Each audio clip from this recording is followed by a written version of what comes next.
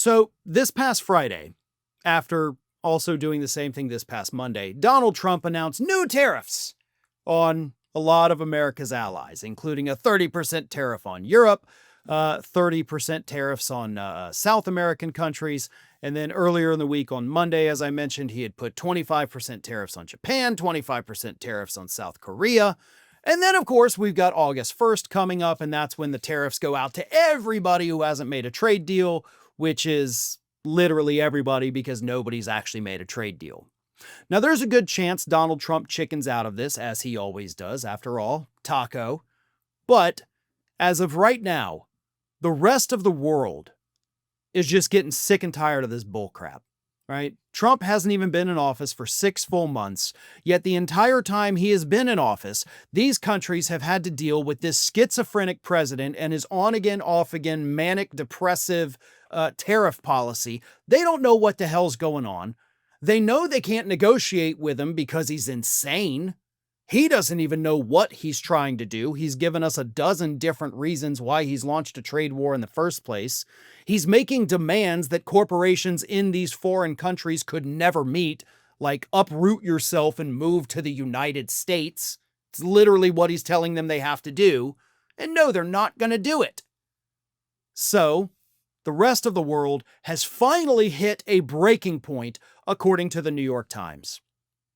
A new report out Monday morning says that these other countries, including the entire European Union and many of our Asian trading partners and allies, have made it clear.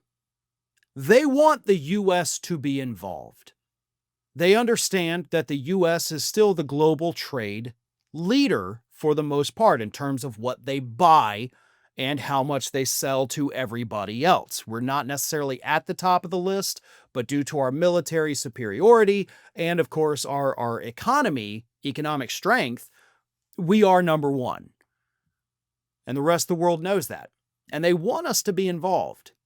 However, they're working on contingency plans because they understand that for the next 3.5 years at least, the U.S. is not going to be involved.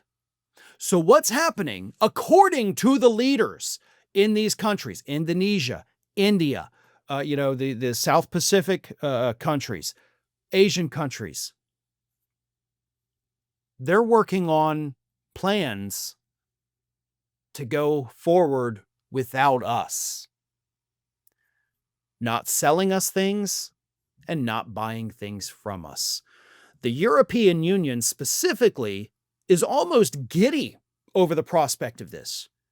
See, the European Union has always wanted to, kind of take over as the leader, to be the hub instead of it being over here in the United States. So the European Union is stepping up. And they're reaching out to all of these countries that the U.S. has basically, backhanded. And they're saying, listen, we may not have everything the United States has, but we have some of the things they do. And where you're meeting resistance over there, you will not meet resistance here. So they're working out trade deals, what Trump is supposed to be doing, but he's incapable of because he's not a good negotiator. They're working out new deals. They're working out new trade routes to literally circumvent the United States and not even come near us physically. They're redrawing global trade maps to exclude the United States because of Donald Trump. They're redoing trade deals to exclude the United States because of Donald Trump. They have figured out that to some degree we can cut them out, us, of course, and still be fine. Now, here's the thing. These countries, as I've mentioned, understand that there are some things that they can only get from the United States for now. But if they are successful, if they do go with this contingency plan because Trump can't be trusted and can't be dealt with, what happens? Well, it's the same way the United States became number one.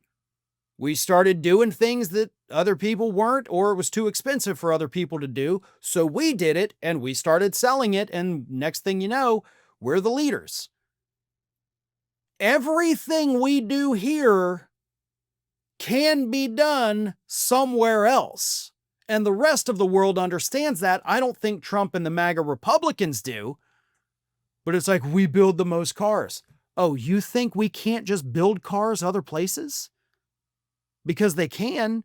They just haven't had the need to. What we're basically doing is forcing other countries to become more self-sufficient, not just for themselves, but to then emerge as a better trading partner. And as they climb up the trading ladder, we fall down. Donald Trump is an existential threat to the U.S. economy because these other countries are planning this. There are frameworks in place now to make these things happen. And they'll have to rely on us for a year or 2 or 3. But then after that, the one product over here that they were still doing, the other country everybody invested in, they're now doing it. They go to them.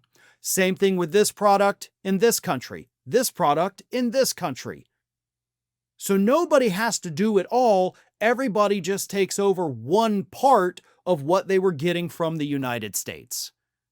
They're working on it now. This is a thing that they're going to start doing if Trump can't be trusted, which he can't. And once that happens, if we hit that point to where these other countries have done that, it's game over.